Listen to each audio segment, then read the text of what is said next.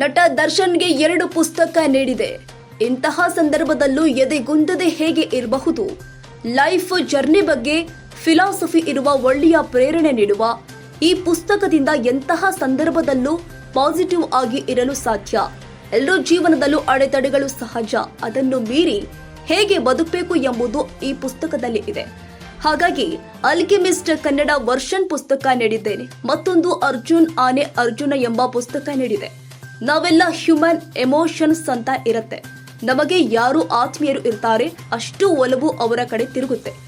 ನಟ ಬಗ್ಗೆ ಒಬ್ಬೊಬ್ಬರು ಅವರ ಧಾಟಿಯಲ್ಲಿ ಅಭಿಪ್ರಾಯ ವ್ಯಕ್ತಪಡಿಸುತ್ತಿದ್ದಾರೆ. ಅಂತಿಮವಾಗಿ ನ್ಯಾಯಾಲಯ ತೀರ್ಪು ನೀಡುತ್ತೆ. ನಟ ದರ್ಶನ್ಗೆ ಇದು ಹೊಸತೇನಲ್ಲ. ಈ ಹಿಂದೆ ಇಂತಹ ಸಂದರ್ಭವನ್ನ ಎದುರಿಸಿದ್ದಾರೆ. ಅವರು ಯಾವುದೇ ತಪ್ಪು ಮಾಡಿಲ್ಲ, ಆದಷ್ಟು ಬೇಗ ಹೊರ ಬರ್ತಾರೆ. ನಿರ್ದೇಶಕ ತರುಣ್ ಸುಧೀರ್ ಹೇಳಿಕೆ. ಕನ್ನಡ ವರ್ಷ ಅರ್ಜುನ ಆನೆ ಎಂದು ಬಗ್ಗೆ ಪುಸ್ತಕ, ಅರ್ಜುನ ಅಂತಾನೆ ಆ ಒಂದು ಪುಸ್ತಕ. 2 ಪುಸ್ತಕ ಏನು ಸರ್? ಅಲ್ಕಮಿಸ್ಟ್ ಹೇಳಿದ್ರಲ್ಲ, ಏನು ಕಾನ್ಸೆಪ್ಟ್ ಅದು? ಅದೊಂದು ಲೈಫ್ ಜರ್ನಿ ಬಗ್ಗೆ ಇದೆ. ಸೊ ಒಂದು ಫಿಲಾಸಫಿ ಇದೆ ಅದರಲ್ಲಿ.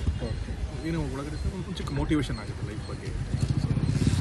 ಅಂದರೆ ವಿಶ್ವಾಸ ಹೆಚ್ಚಾಗಲಿ ಅನ್ನೋದು. ಅಂದರೆ ಯಾವ ಸಿಚುವೇಶನ್ ಆದ್ರೂ ಅದರಲ್ಲಿ ಏನು ಪಾಸಿಟಿವ್ ನೋಡ್ಬೋದು ಅನ್ನೋದ್ರ ಬಗ್ಗೆ ಒಂದು ಬುಕ್. ಸೊ ಯಾವುದೇ ಪರಿಸ್ಥಿತಿ ಎಲ್ಲರ ಲೈಫಲ್ಲೂ ಒಂದು ಪ್ರಾಬ್ಲಮ್ಸು, ಒಂದು ಅಡೆತಡೆಗಳನ್ನು ಬಂದೇ ಬರುತ್ತೆ. ಅದನ್ನು ಮೀರಿ ಹೆಂಗೆ ನಾವು ಬದುಕಬೇಕು ಅನ್ನೋದನ್ನೇ ಬುಕ್. ಪ್ರಕರಣ ಸಂಬಂಧಪಟ್ಟಂಗೆ ಏನೋ ನಿಮ್ಮ ಜೊತೆ ಮಾತಾಡ್ತಾರೆ. ಪ್ರಕರಣ ಸಂಬಂಧಪಟ್ಟಂಗೆ ಕೋರ್ಟಲ್ಲಿದೆ ಅದೇ ಹೇಳಿದ್ರು ಸರ್.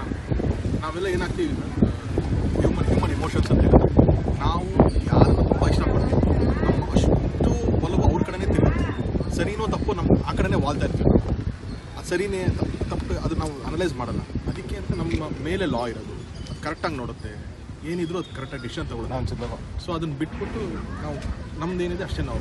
ನೀವು ಹೇಳಿದಾಗೆ ಪ್ರಕರಣ ನ್ಯಾಯಾಲಯದಲ್ಲಿದೆ, ಆದರೂ ಕೂಡ ಎಲ್ಲ ಒಂದು ಕಡೆ ಪ್ರಶ್ನೆಯವ್ರನ್ನ ಅಪರಾಧಿ ಸ್ಥಾನದಲ್ಲಿ ನೋಡ್ತಿದ್ದಾರೆ ಅಂತ ಅನ್ಸುತ್ತೆ ನಿಮಗೆ? ಗೊತ್ತಿಲ್ಲ, ನನಗೆ ಅದೇ ಹೇಳ್ತಿಲ್ಲ. ಇವಾಗ ಹೊರಗಡೆಯಿಂದ ಎಲ್ಲ ಪರ್ಸ್ಪೆಕ್ಟಿವ್ ಒಂದೊಂಥರ ಇರುತ್ತೆ ಸರ್.